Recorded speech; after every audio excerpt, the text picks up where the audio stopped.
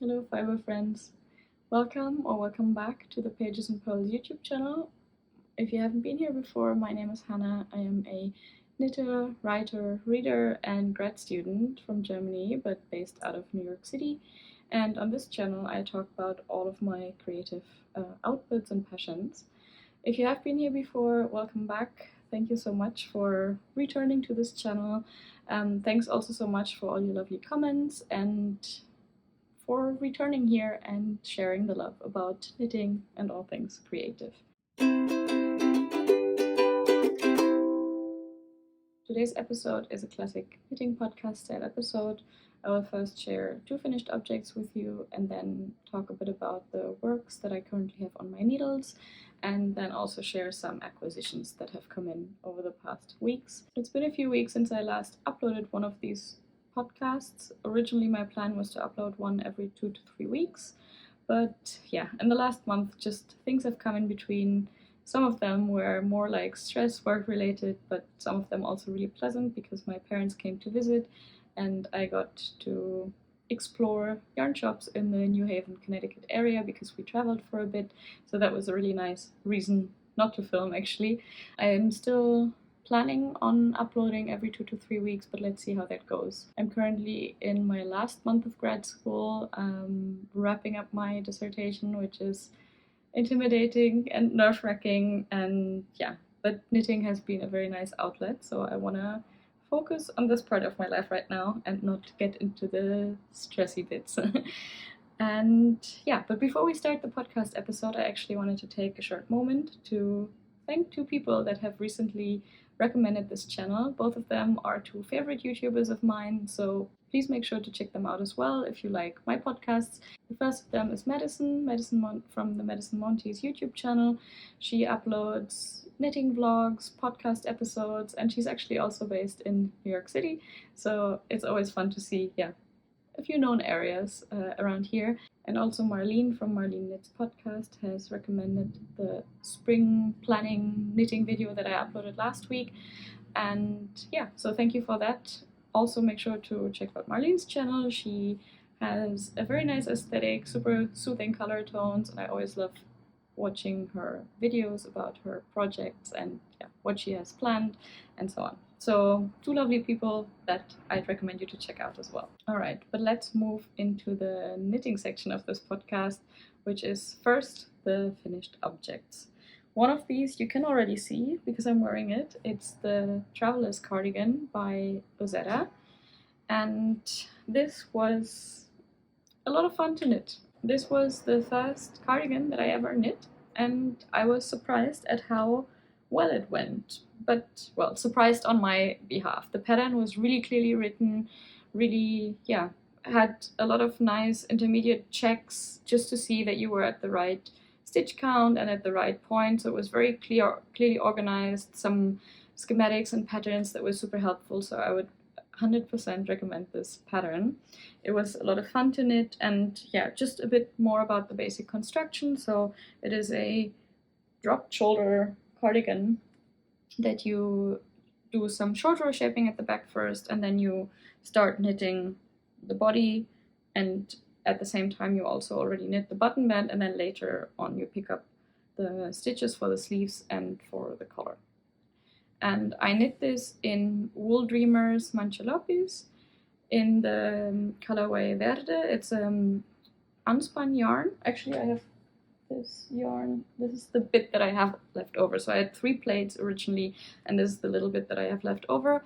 Let's see how well the color shows up, because I've tried to take pictures of this cardigan, and it always turns out more gray than it actually is. This is a really nice, super pale grayish green that really reminds me of these, when you go for a walk on the beach and you find these little shards of sea glass. It's this super nice, sort of toned down pale green. So let's see in editing. I don't even see what you're seeing right now because I'm filming with the back camera of my phone, whether the tone comes out right. But basically this is the yarn. This is the Mancha Lopis. It comes in these, I hope you see this now. So it is unspun, but you have 2 strands next to each other, and for the cardigan you also knit with these 2 strands. This is actually the yarn that is recommended for the cardigan, but I have, on the Ravelry project page, I've also seen many other nice yarns that people made this pattern with, so yeah, you can of course also vary it. This is unspun yarn, which means that it is more prone to breaking than your regular yarn, or at least the regular yarn that I was used to. So you can see that you basically don't even need scissors for this. So usually you can just, now of course it doesn't work, you can just sort of like pull this apart. And this is why, while you're knitting the pattern, you shouldn't pull too strongly on your yarn, because otherwise, yeah, it'll just break, and yeah, the piece will sort of disintegrate in your between your hands. So there is a bit of care involved with knitting with this yarn, but actually it's more sturdy than I thought it would be. Maybe because it's with these 2 plies knitting at the same time, or maybe I'm just a careful knitter in general. But yeah, it worked out pretty well. I think it only broke unintentionally for me once, and for the rest it was totally fine. The cool thing is that because of the structure, you can actually, if it breaks, or also if you need to join in a new plate, if you have run out of the previous one, you can just use some water and friction by rubbing this between your hands with the new strand and join them, which means less weaving in of your yarn ends at the end. Let's see, what else about this pattern? So this is a Spanish yarn brand. I found this yarn in Berlin when I was visiting my parents over Christmas, and it's quite affordable, at least in Europe. I don't know how it is when you order it in the US. But yeah, I would definitely knit with this again. In fact, for next autumn, I already have my eyes set on some patterns that I could maybe knit with this yarn in one of the other many nice colorways that that it exists in. What I really like about this is that even though this is quite a boxy, kind of oversized cardigan in a quite chunky gauge, so I knit this with 6mm needles, which is US 10, I believe. Yeah, even though it's this sort of like chunkier cardigan, it's actually quite lightweight. It's warm but lightweight. So I weighed it after I finished it, and it's about 280 grams of weight, which, yeah, it's just super light. It's not one of those heavier knit items. So if you're, I don't know, sensitive to, or if you don't like having like heavily, just a heavy weight of your knit items, then I also recommend checking out this yarn, because it makes your piece warm but very lightweight. I also don't have any problems with it itching. Usually my skin is a bit sensitive to like synthetic fibers or so, but I can wear this with a t-shirt and I don't feel any irritation on my arms. So that's something I was a bit wary of at first, but actually, yeah, it's pleasant to wear it. Let's see, it took me about 5 weeks to knit this, but also because it's not very portable, since, yeah, the yarn is a bit more fragile. I never took it anywhere with me. When we went away on our trip, I left it here and I took some more portable projects. So I think actual knitting time was maybe 3.5 weeks. Of course, it also takes a bit longer, because since it's, a cardigan, you never really knit in the round until you get to the sleeves. So it's always back and forth, lots of purling involved, which for me is a little bit slower than knit stitches. But yeah, it was really fun. The button band is knit at the same time as the body of the cardigan, and the pattern recommends to use wooden double-pointed needles for this. I did that too, and I think it's really good to use wooden ones and not aluminum ones, metal ones, because while you're knitting in the round, you kind of leave these double-pointed needles in the button band and only knit once you get to the end of your round all the time. So yeah, with metal double-pointed needles, I'd be a bit scared of them just like sliding out. So if you're planning on knitting this pattern, make sure that you have the wooden needles or wooden double-pointed needles. The nice thing about knitting the button band simultaneously with the rest of the cardigan is that once you're done with the body, your cardigan is already pretty far, and you don't have to knit in the button band later. The downside is that if you don't pay attention while you make your buttonholes, you cannot really go back and fix them unless you want to frog back until the point where you made the mistake. So I'm going to point it out to you. I think it's not very noticeable, so it actually doesn't bother me so much. But basically, I made one of the buttonholes a little bit mismatched, like offset in comparison to the others. Actually, I'm just gonna stand up to see if you maybe see a bit more of the cardigan this way. Basically, this button is a bit more set in compared to the rest. So you will maybe notice this if I button it shut here. If I put it like this, this one, yeah, is a little bit more offset to the edge of the button band compared to the rest. But it doesn't bother me so much because usually if I button the cardigan, I often wear it open, or I usually wear my cardigans open. But if I button it at all, then usually I use the lower buttons. And then you don't see this problem here so much. Yeah, I think that's about it. I picked up these gold buttons at my local yarn shop because I just wanted to use something, yeah, kind of lightweight, but a bit more shiny, or a bit more, I don't know, elegant is maybe the wrong word. Yeah, I wanted this kind of elevated button look. I don't know. I didn't want wooden buttons because I didn't want to make it too rustic looking, and I kind of like the contrast of the more shiny buttons together with the more rustic yarn and oversized fit. I wonder if that's about it. No, I have a few more things to say actually. So yeah, I basically knit this right according to pattern. I also was on gauge with it. I will see how well this footage plays out in the end, but you can see that it's a bit cropped and oversized. It's very comfortable. I wore it this weekend while we went on a trip to upstate New York and West Massachusetts. We just went for a weekend away with friends, and we went for quite long walks in the forest and in the countryside. And it was still fairly cold up there, but this kept me nice and warm as a layer under my jacket. The one last thing that is not specifically about this pattern, but one thing that I thought I might share, since it's always nice to hear about little tips and tricks that people do when they knit, is that as I was knitting the sleeves, I used this bowl to basically put the garment in my lap and keep spinning it around, because obviously as you knit the sleeves, they get twisted otherwise, because you already have the full weight of the rest of the garment attached to it.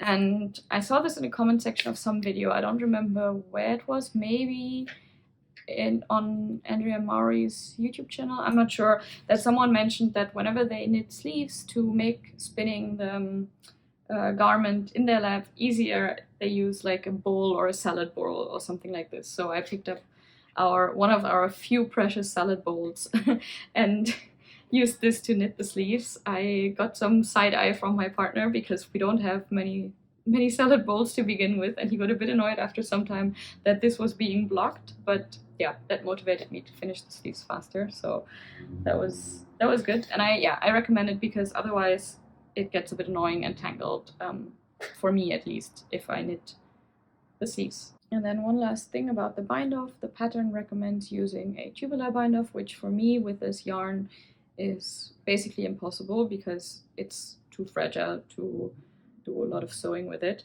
So I used the surprisingly stretchy bind-off on the arms, the hem, and also the collar.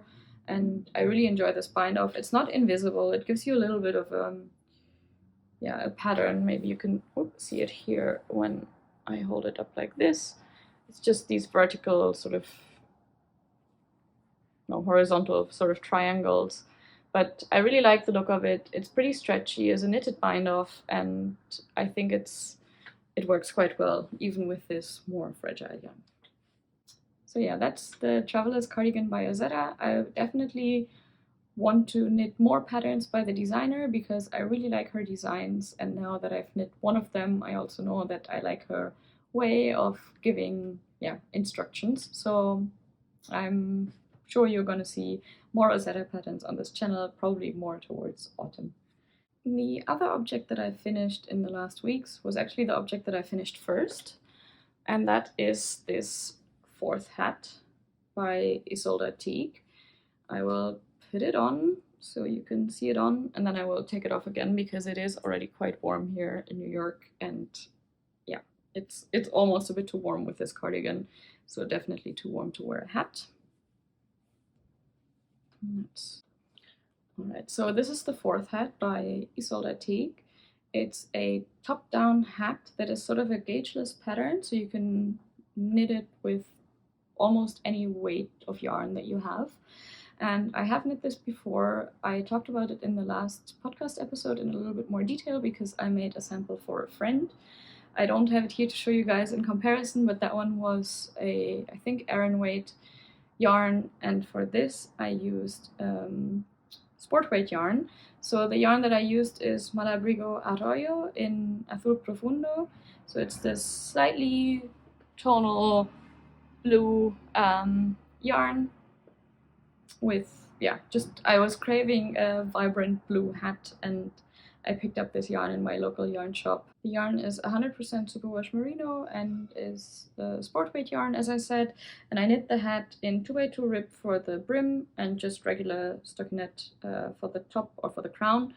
But yeah, basically you start with a center cast on, and then you do your increases and knit down until you start the ribbing. I really like this pattern. I knit it twice now, and I can still see myself coming back to it, although I would also like to try some other top-down patterns.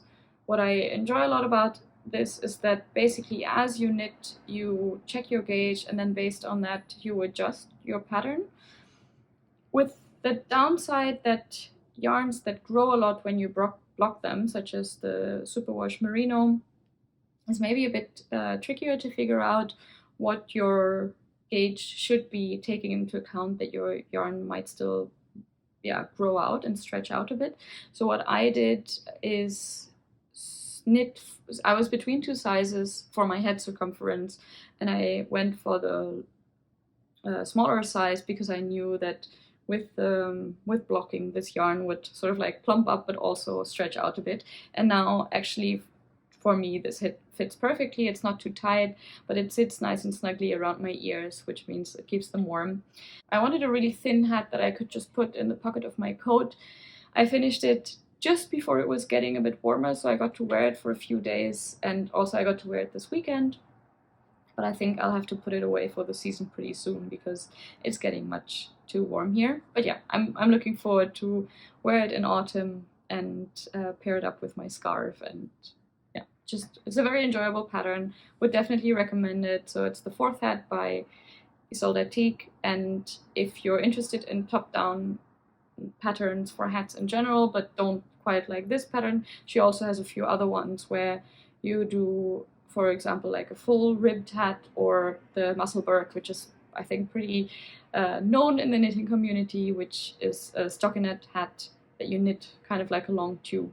Yeah, that's one that I also still really want to try but haven't tried yet. Alright, let's get to the works in progress. I have 3 works on my needles at the moment. One of them is a bit more than half finished, so I think I'll start with that. And those are a pair of socks. I am knitting a pair of vanilla socks by the Crazy Sock Lady. I have knit that pattern once before. That was my first attempt at knitting socks, and it worked very well.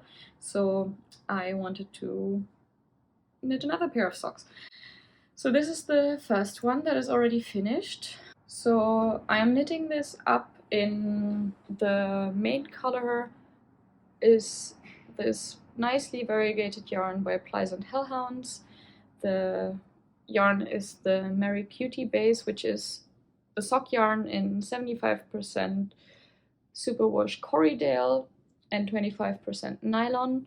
I have read somewhere that the Corriedale holds up a bit better to wear and friction, and that's why it's good for socks. I didn't know this before. It was just because I was trying to figure out how it differs from merino. Texture-wise, I would say it feels a little bit more rustic, but not a lot, just not as silky soft as the merino, but still, yeah, very pleasant feel to it. And then the cuff, heel, and toe, I'm knitting in Friendly Variations, that's the name of the yarn brand, in Burnt Amber, which is a mix of 75% superwash merino and 25% nylon. And these socks are super enjoyable to knit. I'm this time doing a 2x2 rib for the cuff and then a 3x1 rib that you cannot see right now. This is why the sock also looks so narrow. So this is the 3x1 rib for the leg and the top of the foot.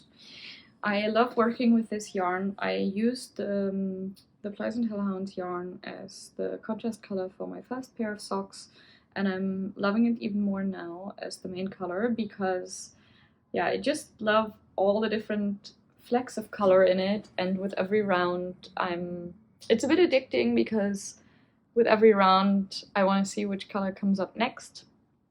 I love these orange tones in it, and then sometimes you have these super nice deeper greens. So I'm just loving knitting with this variegated yarn, and I can't wait to wear these. Again, it might be a bit too warm by now to actually wear them once I finish them. So the second sock is this far with it. I'm not sure if I'll still be able to wear these once I'm done because it might be too warm already, but I will see. And yeah, I'm not making super fast progress at the moment because I don't really knit on these when I'm at home, but I do like to throw them into my bag for on the go. If I don't know, if there's space in the subway, if it's not super packed, then I like to knit a few rounds of it.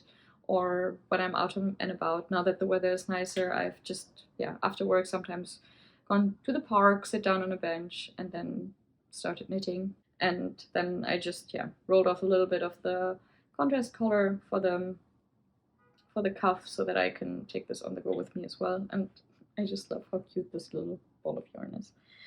I don't think I have so much more to say about this, but yeah, hopefully these will be a finished object in the next podcast. My second work in progress is one that I actually started around the same time as I started this cardigan, but it's kind of been this on the back burner, I pick it up every now and then project. And that is the Ringer Tee by Friday Knits. The Ringer Tee is a dropped shoulder t-shirt made out of cotton. At least that's the way it's made in the pattern. And I have had a bunch of cotton yarns that I bought quite a few years ago that I wanted to make a stripy sweater with originally, but I don't really feel like making this project anymore. So I was trying to think of ways how I could still use this yarn bit by bit. And the problem is that I have around 200 grams of each color because it was meant to be a stripy sweater, which doesn't allow me to really make full projects or like full garment sized projects with this yarn. But I thought basically a t-shirt would be nice because then I can just put in stripes if I run out of the main color or make different colored arms, sleeves, that's the word I was looking for. So basically what I've done so far is knit a bit of the back and joined the front panels, but I haven't joined in the round yet, as you can see. This I'm knitting in the Drops Paris in colorway 62, which is this sage green. It's this is the yarn. It's a worsted weight yarn, I think 82 yards per 50 grams. So it's quite thick and also thicker than the cotton yarn suggested in the pattern, which means that I'm quite a bit off gauge.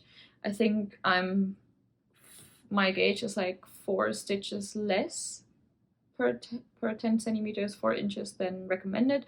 So basically what I did is to recalculate based on my bust size and the maximum number of stitches for each of the sizes in the pattern, which size I would have to knit to reach my bust size. And this is why I am knitting the first size, so the smallest size, instead of usually I knit size 3 or 4. But yeah, with my calculations, it turned out that this one would be the one that would give me the circumference that I need.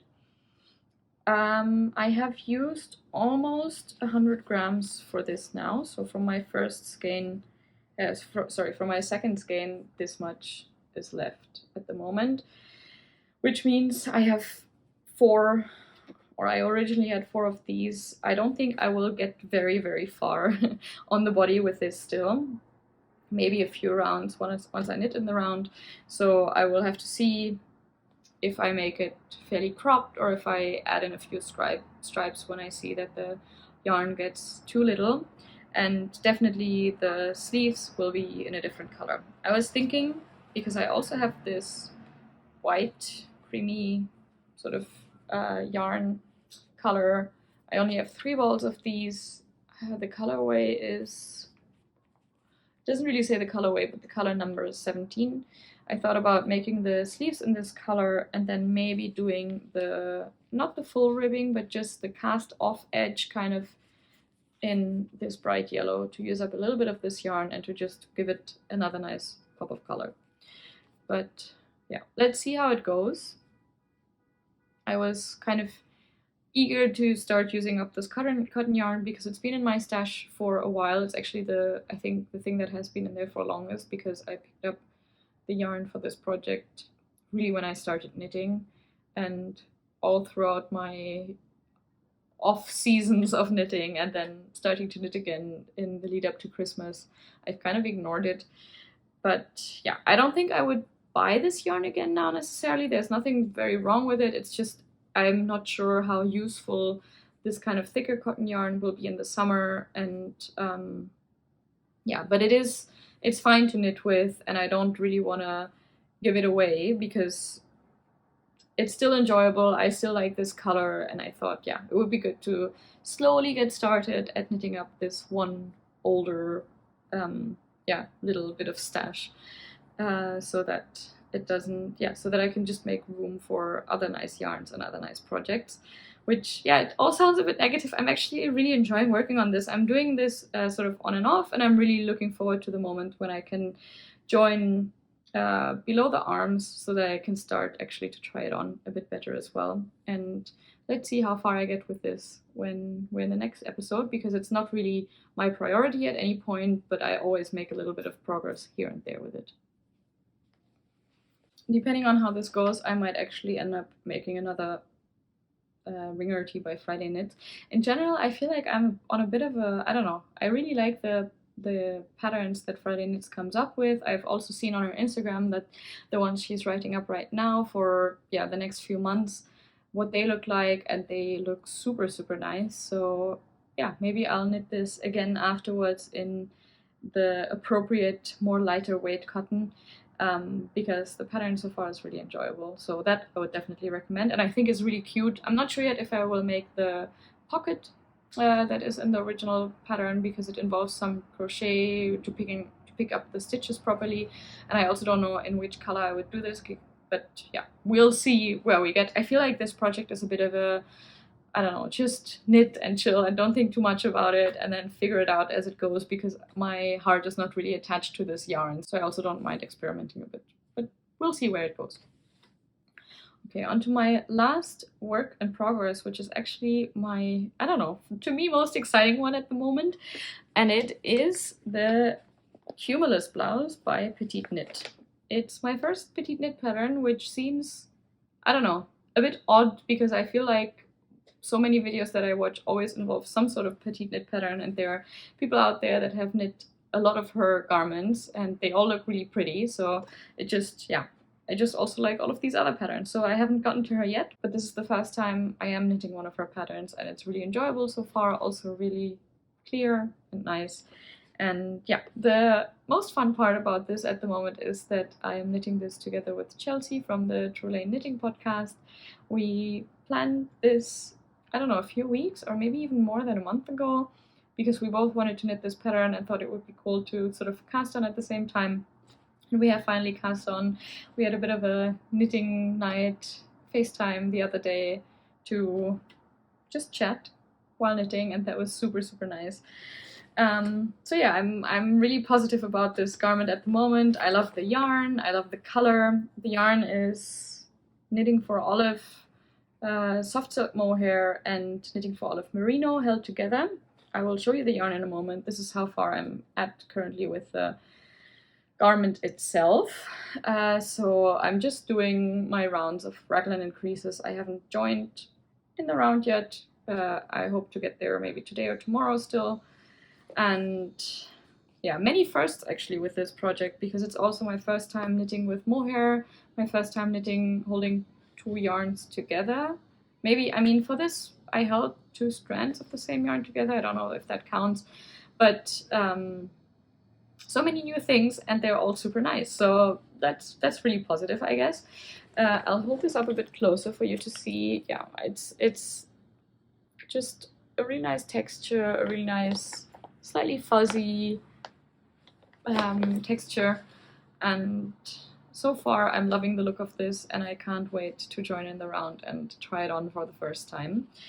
The yarn, I wanted to say a bit more, well, I don't really want to say more about this, but I just wanted to show it to you up close. So this is the soft silk mohair, and this is the merino, and they are both in the colorway Dusty Dove Blue, which is this sort of like grayish blue that I really, really like. I'm really loving these two yarns. I picked them up also in a local yarn shop here, and it was really hard to decide for a color because, yeah, Knitting for Olive has just so many nice colorways. I think they're a bit of a yarn superstar in the knitting world, at least in the bubble that I am in, and I totally understand that now that I'm working with it. In the lead up to summer, or in summer, I also kind of want to knit with their pure silk yarn, or maybe also the cotton merino, because both of those also felt really nice when I touched them in the yarn shop. So I'm pretty sure you'll see more of Knitting for Olive on this channel. Nothing much more to say about this. It's soft, it's pleasant. I'm really curious actually how the mohair will feel like on my skin, because as I said, I'm a bit sensitive sometimes to, yeah, the fabric content or fiber content, and I have heard that some people are sensitive to mohair. I don't know if I am, we will see. I'm curious if I am, but so far when I just touch it like this, it actually feels really nice. So I will keep you updated about this, and I hope that by the next time I talk to you, I'm maybe already a bit further. Okay, and now that we are done with the works in progress, there are 3, which is, I'm not sure if I usually have 3 works in progress. I think it's usually just 2, because I usually like to have one bigger garment and then a sock project for on the go. But because I started this cotton t-shirt, it turned out to be 3. I definitely noticed that I prioritize usually 2 or even 1 out of these 3. But yeah, I'm not really a monogamous knitter, but for me with knitting, it seems like it's with books. I always like to have maybe 2 in parallel, so I can adjust a bit to my mood and which one is more practical to take with me. But yeah, more than that gets a bit overwhelming to me. So 3 works in progress, not more. But more acquisitions actually. These last few weeks were a bit more acquisition heavy than I thought they would be, but I'm very excited about all of these, and I will take you through them. So a few of these you've kind of already seen in the project, because this burnt amber friendly products yarn is the one that I'm using for my sock. I picked this up because I wanted to have a nice contrast color for the quite variegated main color of the yarn, and I just loved how this looked with the orange specks in the yarn. So this is yeah, my first acquisition. And then I also at the same time bought this other sock yarn. This is the Cascade Heritage. It's a 75% superwash merino, 25% nylon, and this is the colorway Limestone. And I just wanted something very simple to either use it as a contrast color to make some stripes maybe, or also for just some lighter socks, maybe some short socks. I talked a bit about my plans for this yarn in my spring plans knitting video, so if you're curious, you can check that video out if you haven't watched it already. Then the next acquisition were actually 2 skeins of yarn that my parents kindly brought me from Europe because shipping to the US was a bit more expensive for this one, and I took the advantage that they were visiting. And this is the Olivia and Oliver Fibers Merino Fingering, which is a 100% superwash merino wool.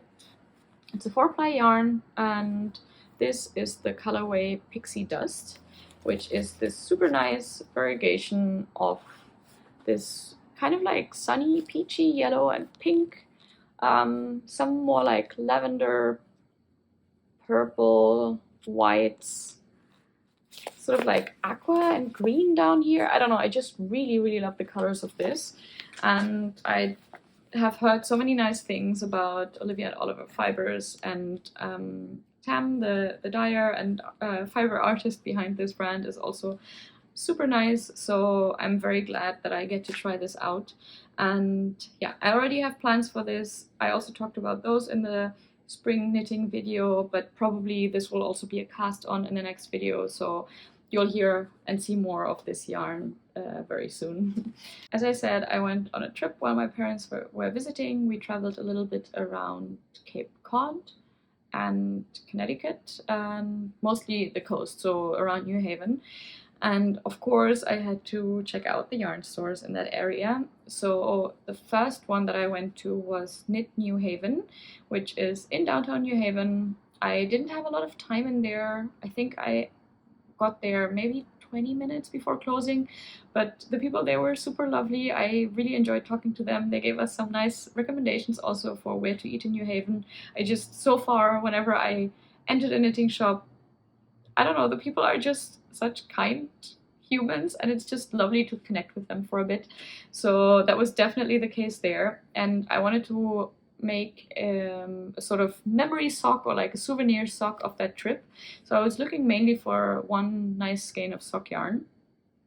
But then as I was walking around, something else really caught my eye that, yeah, I don't think I will make socks with it.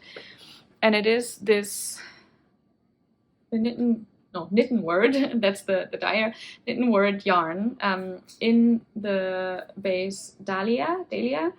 It's a 55% superwash BFL, so I think that's blue faced Leicester, and 45% silk.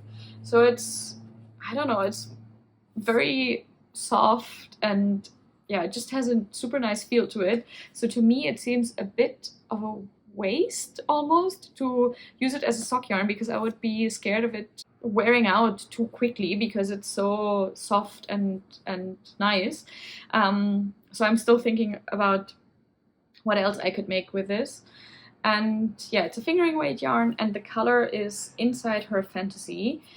So again, super nice variegated yarn, more color intensive, I would say, than the one of Olivia and Oliver Fibers that I just showed you, but in a similar vein, just really nice turquoise and aqua tones. Yeah, really vibrant specks of pink over here. These nice, yeah, yellows and purples, and I'm just super excited about knitting with this. I was thinking of either waiting for a bit with this once I make more sweaters, and maybe using this as the sort of like contrast color for a collar and the ribbing on the arms, because I think that would be super nice to feel against your throat. But now I'm also thinking about other options. So of course I could make a nice hat with it, but it's not really hat season. Or I was thinking a one skein sort of not really camisole, but more like a bralette, but then knitted a little bit longer so it's not too cropped, or some other sort of summery top. I'm not entirely sure yet which one I will make with this, but yeah, so if you have any recommendations for one skein garments, one skein fingering weight garments, or what you make with these, I don't know, very special skeins, then please drop them below, because I'm still trying to figure out what to make with this. Another thing that I picked up at Knit New Haven was not yarn, but still a very important notion, I guess, and it is the PetiteKnit sock blockers. They are adjustable sock blockers, so I built one up for you here to see. I hope you can see this well. So these are basically sock blockers, but instead of coming in one fixed size, like, I don't know, size 38, 39, that's European size. I have no idea what that is in US size. I still have to Google it if I go. I didn't have to buy shoes here yet, but probably when I will, I have to Google again which size I am in US. Probably 8 or 9, but I'm not sure actually. So anyways, instead of having fixed sized sock blockers, I wanted to have something adjustable because I don't have sock blockers yet. I am knitting socks for myself at the moment, but I'm planning to knit socks for my partner and my family and friends in the future. And of course, they all have different sized feet. So I didn't really want to buy anything that would only be for my size and then have to buy something else for, yeah, basically any other different sized sock that I knit, because yeah, we're a bit pressed for space here, and I also just didn't want to have so many things. So I saw these PetiteKnit sock blockers online. This I still have to tighten a bit more, and I was very close to ordering them a few times already, but then I was a bit too lazy to pay shipping, so it's good that I waited because actually they had them in Knit New Haven, so I didn't have to order them online. And basically what you do, so I also have the second one, but I thought it's enough to just show you one, is that you can adjust the length of the leg here, you can adjust how high sort of the, how do you call that? Like if you have a very thick, it's not the base of the foot, you know what I mean, like this part, right, like of the heel arch, is that the arch, I guess. So you can adjust that here as well, and then here you can also adjust the length. So I adjusted it to like my length now. I put in like a little mark with a pencil so I would confine it back easily afterwards, and I'm also planning to basically like write down for the people that I knit socks for where I would have to, or how I would have to adjust these. And yeah, this way I can just adjust it to whatever size of feet I'm knitting socks for. And I think that's super practical. I really like the how well thought out this is. These are quite easy to unscrew and adjust. You can slide them so you're not really stuck to pre-specified settings. I think the first version of these had sort of just holes so that you could adjust them step by step, which was already cool, but this one is a bit more, more adjustable even. And this is like a very like soft sanded down wood, and you also have the parts, like how to assemble it, engraved down here. So it's a very easy way of putting them together. And yeah, I haven't tried these out yet because my socks are still work in progress, the ones that I'm making right now. But as soon as I'm done with the second pair and have woven in the ends, I will definitely block these with these blockers, and then I can update you next time how well they work. But I think everything, like the edges and everything, are super smooth, so I don't really expect any snagging, but obviously I'll still be careful. But yeah, these are the PetiteKnit sock blockers. The probably you know PetiteKnit, maybe you don't, but on her website there are also some super nice other notions, stitch markers, these kind of things. And yeah, I just like how practical but still cute they all are. And let's see if I will be able to recommend these, but so far this was one of the few adjustable sock blockers that I actually found online, so that's already a huge plus for these. Then after going to Knit New Haven, we also checked out a few other yarn shops in the area. So we went to Madison Wool in Madison, Connecticut, which was a super cute and nice yarn shop. I loved just checking all the different types of yarn they had. I feel like there were a few more special ones in terms of just brands I hadn't seen before, so that was really nice. And then I also went to the yarn barn, where I picked up a sweater quantity of yarn that I haven't started yet, but I'm very excited to start. So just to show you the yarn, it is a tweed yarn. And basically the reason why I really couldn't hold myself back buying this is because I've been looking for a tweed yarn for a few months now that is white or cream as the base, but then has the nubs in colors and not sort of like neutrals, black, white, brown. And that isn't so easy. So I know that there's a sock company in Germany that has one yarn like this, so that makes a sock yarn like this. And then I found this one, and that's why I picked it up. So I'm not gonna build the tension much longer.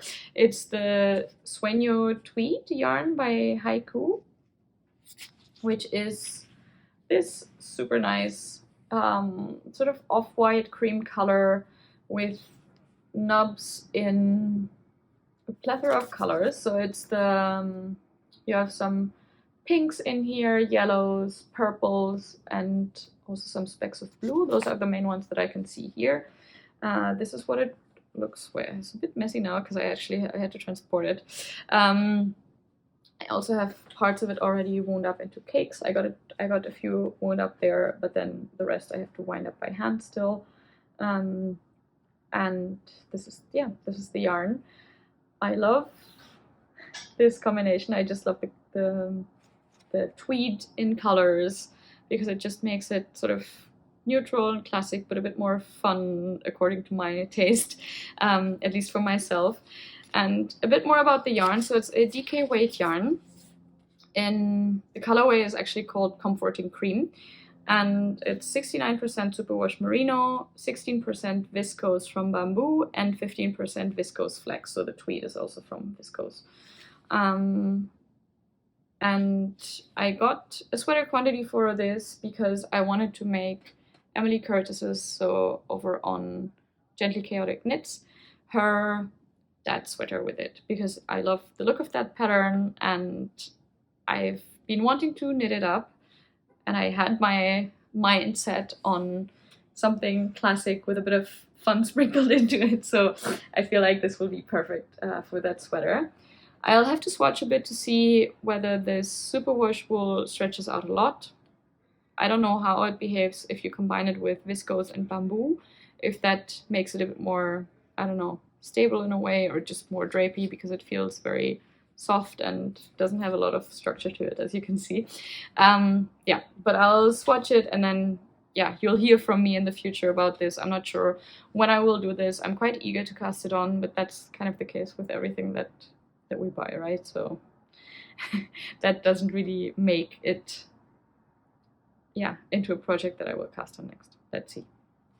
Yeah, but this is the Sueño Tweed, and I'm very excited about it. And very, very last is another sweater that I'm wanting to... I don't know what it is, because I think it's just that I've been traveling and then I come across these yarns that I've been looking for or that I really want as a memory.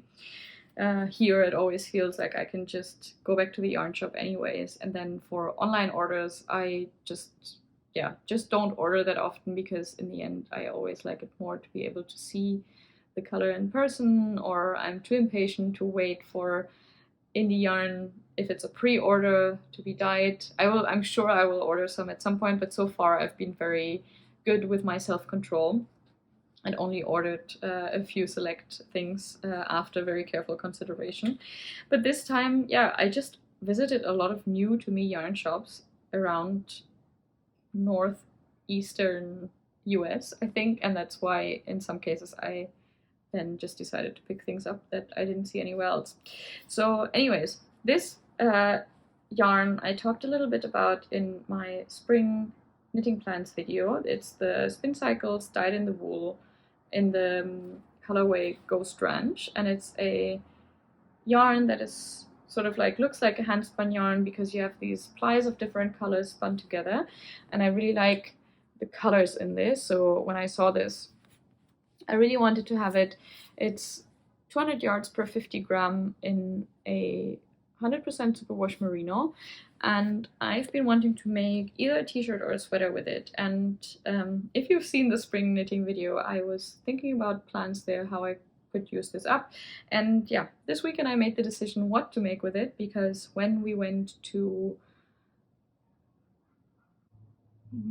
Massachusetts, that's what I wanted to say. There was a huge pigeon outside that distracted me for a moment. So anyways, we went to Massachusetts this weekend and we stayed in a house basically in the middle of nowhere. It was very cozy and very nice forest around. We went for lovely walks, but close by was the town of Stockbridge, and Stockbridge has a really nice yarn shop called Prado de Lana. It's a yarn shop where, yeah, lots of small yarn companies, yarns are sold, hand dyed, and just very nice yarns. And the most special thing was that they actually also sell their own yarn. So Prado de Lana is linked, or is a sheep farm, a small sheep farm, and they produce also their own yarn with the flock of sheep that they have. And I really wanted to pick up some yarn there because I thought the idea was super nice. The owner, Amanda, was super lovely. I got to chat with her for a bit, and I picked up some yarn to pair with the spin cycles. My first thought was to pair it up with some gray yarn, like light gray, but when I saw this one, I actually liked the combination even more. So this is the yarn. Here you can also see the label of Prado de Lana. It's a fingering weight yarn, a 2-ply yarn, 400 yards per 100 grams. And this is the colorway La Luz. You can see it's a white yarn. It's undyed. All of their own yarns were undyed. So it's basically just based on the fleece of the sheep. Yeah, that's the color you get. And La Luz is from the sheep Deb, Dee, Duncan, and Felicity. And I just love getting like a yarn that was produced where we went on holiday, and yeah, it just, I don't know, I just love the idea of it, and I also love the look of this together with this yarn. So I already rolled up one ball, and I will be making the Fall Frolic sweater by Samantha Guerin Designs. I'm not sure yet if I'll make a short-sleeved or a long-sleeved version. I have enough yarn for the long-sleeved version. But as I'm knitting, I'll just see whether I like the short-sleeve version or whether I just want it to be more of a long sleeve. This yarn is a bit more rustic than, I mean, this is superwash merino, so of course it's fairly soft. This is a little bit more rustic, but not scratchy. I forgot to say, actually, it's 100% Romney. The sheep breed is Romney. I've never knit with Romney yarn before. I've never even touched it, so this is the first time. And it's a little bit more rustic than the merino, but doesn't feel scratchy or too like stiff or anything for me at this point. So I'm really curious how this will feel when I knit it up. I will definitely have to swatch this. I mean, generally always, of course, I know that we should always swatch, not that I've always done it, but this I will have to swatch because I'm a bit scared that this might color bleed with blocking. So I want to make a small swatch to first figure out the color work pattern, since it's going to be my first color work sweater, but then also see whether this color bleeds. So actually, yeah, if you have knit with Spin Cycles yarn before, and especially if you've had like very high contrast projects, I would really appreciate if you could maybe leave me some impression below if you've had problems with color bleeding before or not. I will still definitely knit up my swatch, but I'm just curious about your experience with Spin Cycles yarn, since this will be my first time working with it. And yeah, obviously I don't want to knit up a whole sweater and then sort of half ruin it by the color of this bleeding into the white, but we'll see. Yeah, since this is gonna be maybe a short sleeve project, maybe a long sleeve project, I also talked about this in the spring knitting plans.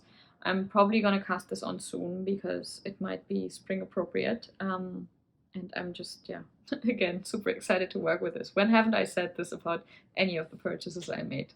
Well, I'm sure you understand. And that actually wraps up my acquisitions. A bit more today than I usually have, I would say, but I'm quite, yeah, pleased with all of them. I'm making good progress. I'm loving my current whips, and yeah, they are all very dear and special to me, and some of them have already been used in some project like the sock yarn.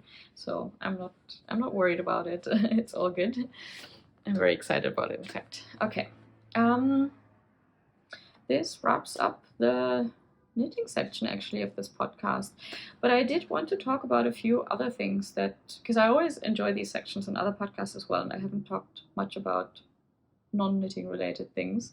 So as I'm knitting, sometimes I just enjoy not doing anything meanwhile, but very often I watch something alongside with it, either some other YouTube channels that I think I'll make some YouTube channel recommendations maybe in my next video, because this one is already getting a bit longer.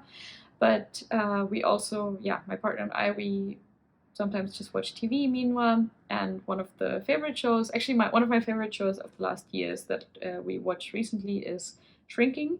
It's on Apple TV. I think it's made or written by one of the creators of Ted Lasso, if that tells you anything. And it's just one of those series that is kind of a comedy, but at the same time so honest that you find yourself laughing one moment and then crying the next moment. And I love those kind of series or films that manage to depict heavier topics and more serious problems with a lighthearted tone, because for me that just kind of hits harder for me even than if it's like a very solemn way of telling a story. Shrinking is about a man who works as a psychologist and has recently lost his wife, and it's more or less about him trying to cope with that, but also all of the other people in his life, his daughter, his colleagues, and it's just about their lives and about being human and being a therapist, and just lovely. I'm saying just a lot, but I would say have a look yourself. So far only one season is out, and each of the episodes only takes 30 minutes, I think, so it's very watchable also. So huge recommendation for that. And then non-knitting related, so I didn't knit while we went there, but we went to see Parade on Broadway, which is a musical that is currently running, I think up until the end of June or July, if I'm not mistaken. And I haven't been to many Broadway shows yet, but I always really enjoy it. This one was a birthday present that I gave to my partner, and we really like Ben Platt and we wanted to see him live at some point, so this felt like the perfect opportunity. It's, I think, the most serious story that I've seen in a musical so far. It's kind of like a true crime musical. I didn't know this before, but it's after a true story that is still sort of very, very relevant. I don't know how much I want to tell you about this, because I feel like it's also nice to see yourself, but it was just a really nice experience to watch this. Ben Platt is amazing in person as an actor and a singer. I don't know, I was just super impressed by it while we were watching it. And just to sum up the story very briefly, it's set in the, I think, 1913 in Georgia, in a small town in Georgia, and it's about a Jewish man who is likely wrongfully convicted for a murder that he didn't commit. And it's very tragic, very interesting, a very sort of interesting cross-section of society maybe at that time point as well. So overall recommendation. And then the last thing that I want to talk about also is the books that I'm currently reading, because I'm reading 3 books at the moment that I'm really enjoying. I have them here somewhere. Here they are. So these are the 3 books that I'm currently reading. This is an essay collection, so it's called Goodbye to All That. And it's edited by Sari Button, but there are many different essayists that have contributed to this collection. Basically, each of these essays is, as you can see here, writers on loving and leaving New York. I picked this up in a bookshop in McNally Jackson's when my parents were visiting, because I just like to read about the city as I'm here and see how other people experience it. And I just love essays in general as well, especially like sort of low-key life experience essays. I don't know how to describe them, but just writers and their life and how they experienced New York. A lot of them have left the city at some point. Some have come back, some have stayed the whole time. And I think they caption the sort of these ambiguous feelings that many people seem to have about the city. that on the one hand it offers you so many things that you might not find anywhere else in the world, but at the same time it can be loud and overwhelming and expensive and just, yeah, anxiety inducing and all of these things. So, and yeah, it's just full of also inequality. So I think these contrasts are very, very well captured in these different essays. And I picked this up about a month ago, and I'm slowly making my way through it.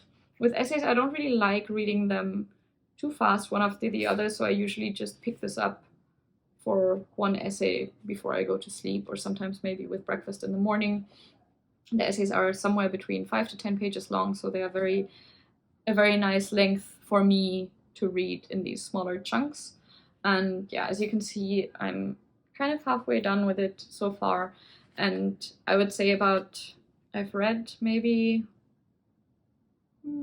14 essays now, and I enjoyed at least 2/3. I mean, I enjoyed all of them, let's say it like this, but 2/3, at least 10 of them, were just the kind of essays that, I don't know, I just don't want to stop reading, and they paint like the full picture of the person and the setting and everything in my head, and just wow, I don't know how to describe it. But yeah, so far, huge recommendation for me if you're also so into this sort of type of book.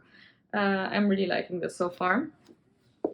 And then on the topic of essays, the other book I'm reading right now, because my library hold came in, is A Stash of One's Own, edited by Clara Parks, and it's an essay collection all about stashes and living with yarn and letting go of yarn and accumulating yarn and the stories that our stashes tell.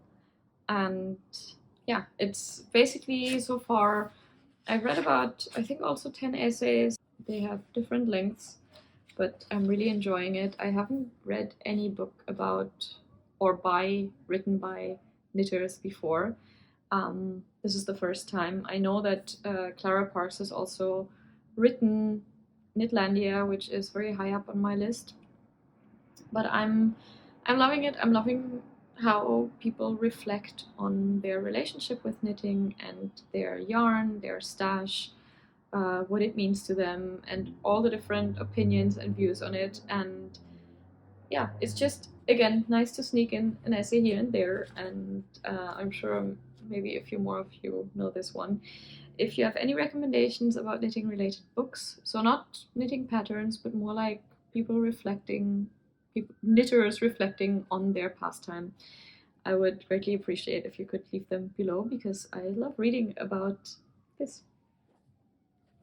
And then the last book that I'm reading is Stone Blind by Natalie Haynes. This is a Greek mythology retelling all about Medusa and her story. And basically, I was a Greek mythology nerd when I was a kid, and I loved reading about Greek mythology and about all of these different gods and figures in Greek mythology. So I am quite excited that over the past maybe 5 years or so, they have seen a quite, yeah, sort of they've made a comeback in literature, all of these new retellings. And what I particularly love is that they elevate the voices of the characters that were maybe more ignored in the original stories, such as Medusa, or that have been sort of put into one specific role.